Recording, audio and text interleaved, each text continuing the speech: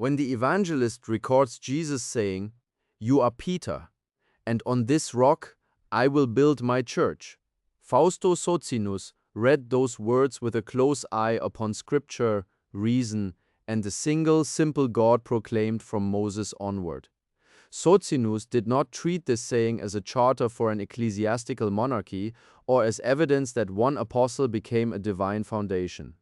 Instead, he insisted the passage must be understood in the light of other scriptures that teach the unity of God and the proper place of Christ as the human messenger and appointed Lord of the new covenant. Socinus began by recalling the connection immediately visible in Matthew's narrative. Peter's confession, "You are the Christ, the Son of the living God," precedes the declaration about the rock. To him, the rock is not the person of Peter as a source of spiritual authority independent of his words. The rock is the confession itself, the truth that Jesus is the promised Messiah and the living God's appointed Lord. Where Isaiah and the prophets insist that the glory belongs to the one God alone, and where Israel's prayer calls upon the one name, this reading keeps the central confession wholly dependent upon the one God who revealed the Messiah. Thus, the foundation of the Christian assembly is conformity to the revelation of God in Christ, not a human office set above Scripture.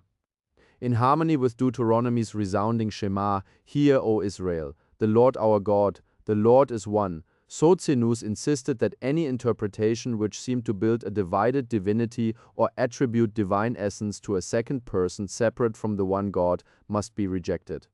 The Shema was not an antiquarian sentiment to be set aside. It remained normative. When Jesus speaks of building his church, Socinus argued, this takes place under the rule of the one God, who alone is to be worshipped. The Christian confession that Jesus is the Christ does not collapse the one God into a plurality. It acknowledges that God has acted to call and anoint a single human agent to reveal God's will and to lead people to knowledge of God. The New Testament itself, in passages Socinus often cited, supports this distinction. John 17 affirms eternal life as knowledge of the only true God and of Jesus Christ whom God sent. That text, read with care, presents Jesus as the one sent by the Father to reveal God and to secure eternal life for those who know God through him. Likewise, 1 Timothy states plainly that there is one God and there is one mediator between God and men, the man Christ Jesus. From these verses, Socinus drew a firm line. Jesus is the mediator and the appointed Lord, but he is not the self-existent God of Israel. The Church is built upon the recognition of Jesus as the divinely commissioned mediator and teacher. From this premise, Socinus turned to what it means that Christ will build his Church. He argued that building implies a community founded upon obedience to Christ's teaching and on moral transformation. The parable in Matthew 7, where the wise man builds his house upon the rock, served Socinus as a fitting parallel.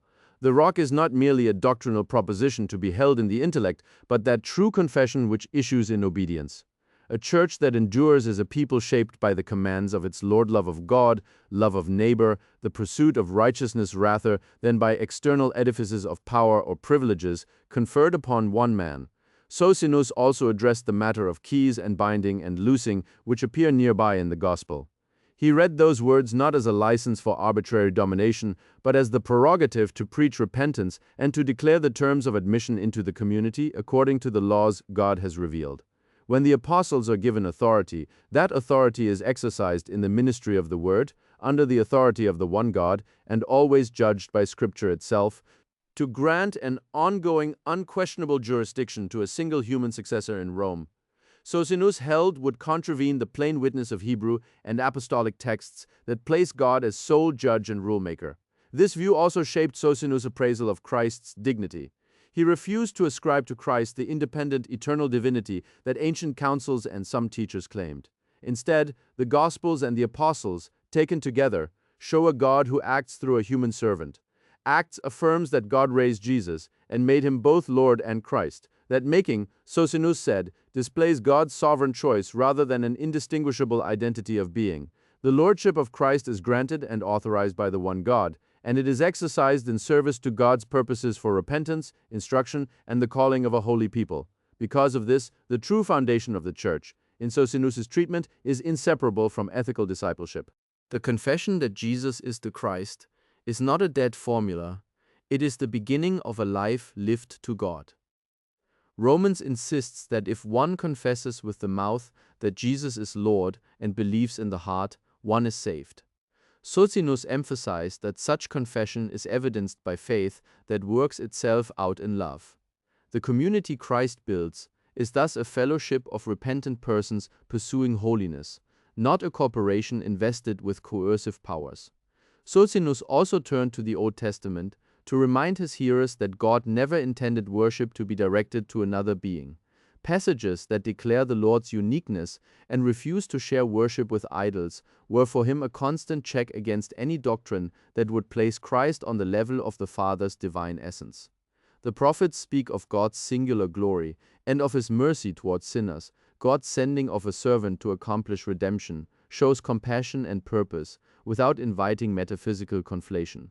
Finally, Socinus insisted that the Church's sure stability rests upon Scripture rightly understood, and upon reasoned faith that accords with the nature of God as revealed in Scripture.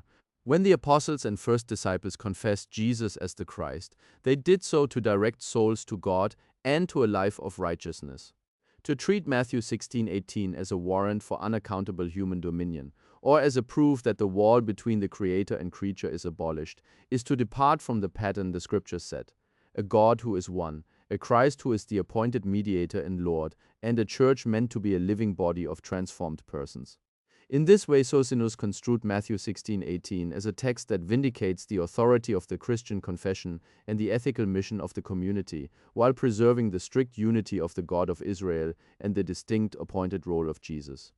The rock of the Church is truth confessed and obedience performed. The keys entrusted are the word and ministry that gatekeep by the standards of Scripture, and the power by which Christ rules is the authority granted him by the one God for the salvation and moral shaping of his people.